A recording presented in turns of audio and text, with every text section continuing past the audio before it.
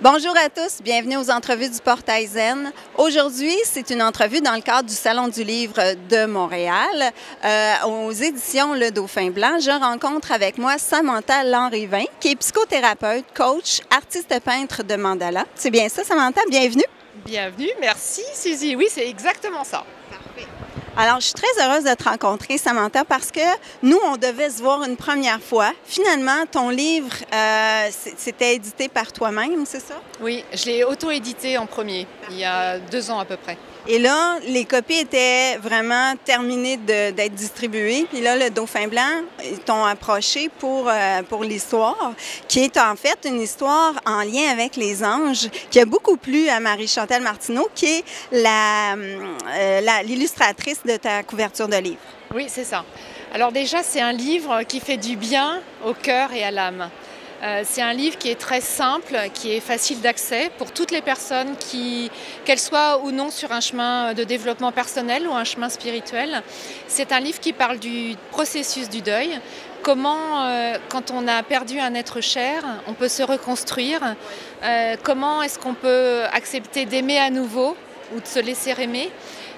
Comment aussi on peut renouer des liens avec son enfant quand on a fait une dépression pendant longtemps. Comment on peut aussi sentir le monde de l'invisible grâce à la symbolique du chiffre 7 que j'ai beaucoup utilisé dans mon livre, qui pour moi est un trait d'union entre le monde céleste et le monde terrestre. Et c'est un livre aussi qui va permettre aux personnes qui vont le lire de peut-être réaliser qu'au-delà des apparences, il y a un autre monde que nous ignorons et qui, grâce à ce livre, va leur montrer un petit peu plus le décor derrière les apparences, justement. Alors, c'est quand même un roman, c'est romancé. Quelle est la part de toi qu'il y a dans ce livre-là, dans ton vécu?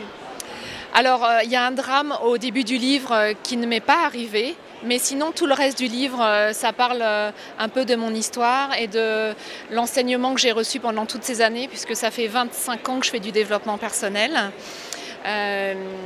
Voilà. C'est après, je pense que tu étais allée dans un voyage à Bali, puis tu as écrit ça à ce retour-là. Il y a eu un éveil, il y a quelque chose qui a changé pour toi?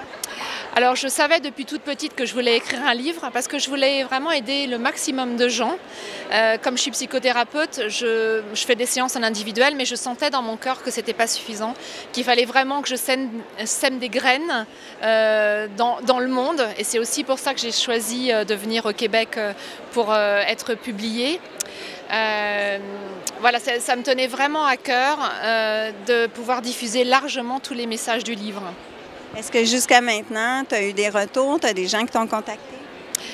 Oui, j'ai beaucoup de témoignages sur ma page Facebook parce que maintenant, ça fait plus de 2 ans que ce livre est sur le marché, d'abord en auto-édition pendant 1 an. Maintenant, ça fait 8 mois que le livre est sorti aux éditions du Dauphin Blanc. Et c'est vrai qu'il y a beaucoup de témoignages, beaucoup de personnes qui me contactent directement sur ma page Facebook pour me dire que ce livre, ça les a vraiment aidés à sortir du deuil parce que c'est vrai qu'on a tous perdu quelqu'un.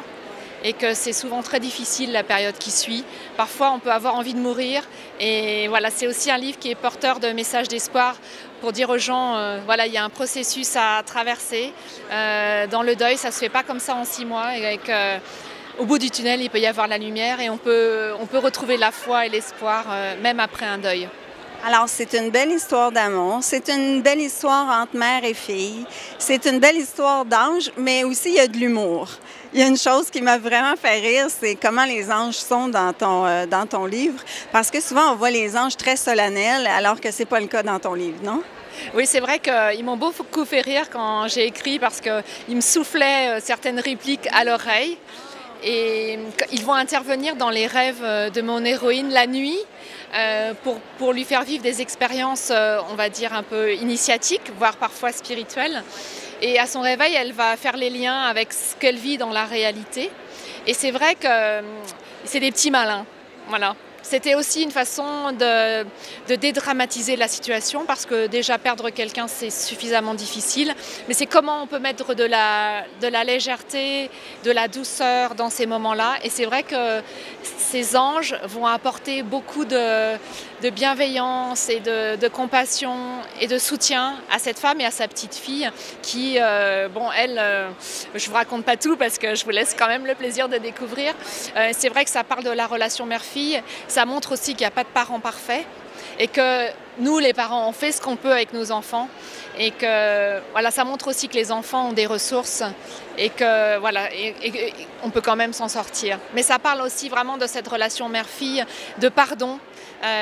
Comment je ne suis pas une mère parfaite et je peux dire à ma fille, je te demande pardon mon enfant de ne pas avoir été là quand tu avais besoin de moi. C'est une belle histoire. C'est magnifiquement illustré par Marie-Chantal Martineau. On voit ici une mère et sa fille qui entrent.